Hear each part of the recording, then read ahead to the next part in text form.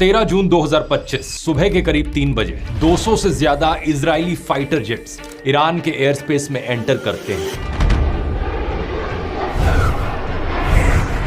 इनके निशाने पर थे 100 से भी ज्यादा न्यूक्लियर, मिलिट्री और इंफ्रास्ट्रक्चर टारगेट्स, जिन पर ये एक कोऑर्डिनेटेड तरीके से हमला करते हैं। Breaking news in the Middle East and now escalating fears of an all-out war in the region. इस सब में करीब 80 लोग मारे जाते हैं, 320 इंजर्ड होते हैं, जिनमें से ज्यादातर आम बेगुनाह सिविलियंस थे। लेकिन इन्हीं में ही कुछ हाई प्रोफाइल लोग भी थे जिनका असैसिनेशन किया गया।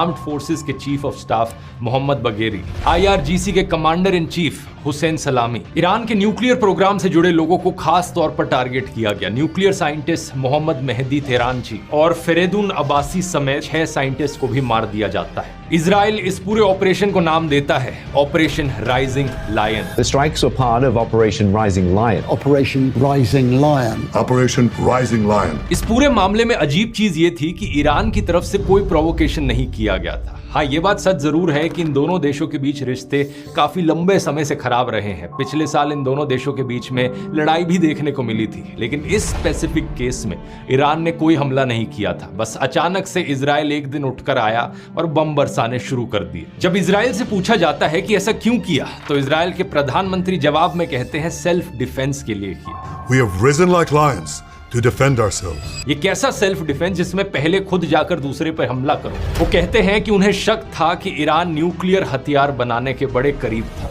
Iran could produce a nuclear weapon in a very short time. It could be a year, it could be within a few months, less than a year. असल में बात यह है कि 31 मई 2025 को यूनाइटेड नेशंस के nuclear watchdog international atomic energy agency की एक कॉन्फिडेंशियल रिपोर्ट लीक हुई थी। इसमें लिखा था कि ईरान के पास लगभग 400 किलो 60% एनरिच्ड यूरेनियम है, जिसका इस्तेमाल 10 न्यूक्लियर वेपन्स बनाने के लिए किया जा सकता है। यानी कि न्यूक्लियर हथियार अभी तक बना नहीं है, लेकिन बन सकता है। और इसी कारण से अमेरिका और इजराइल ईरान के पीछे पड़ गए। यहाँ पर 2 बड़ी इंटरेस्टिंग चीजें हैं। पहला, डोनाल्ड ट्रंप का खुद ईरान के साथ पुरानी न्यूक्लियर डील को कैंसिल करना, और दूसरा, इजराइल के प्रधानमंत्री बेंजामिन नेतन्याहू का अपने देश में चल रहा करप्शन ट्रायल।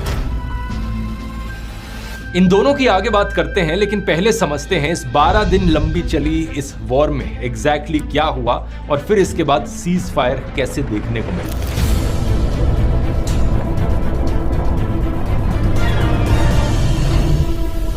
13 जून की ही रात को ईरान रिस्पॉन्ड करता है इजराइल के ऊपर दर्जनों मिसाइल्स और ड्रोन से हमला करके। ज्यादातर इन स्ट्राइक्स को इंटरसेप्ट कर लिया जाता है, लेकिन तेल अवीव और जेरूसलम की कुछ जगहों पर धमाके देखने को मिलते हैं। इसके बाद अगले कुछ दिन तक ईरान और इजराइल एक दूसरे पर हमला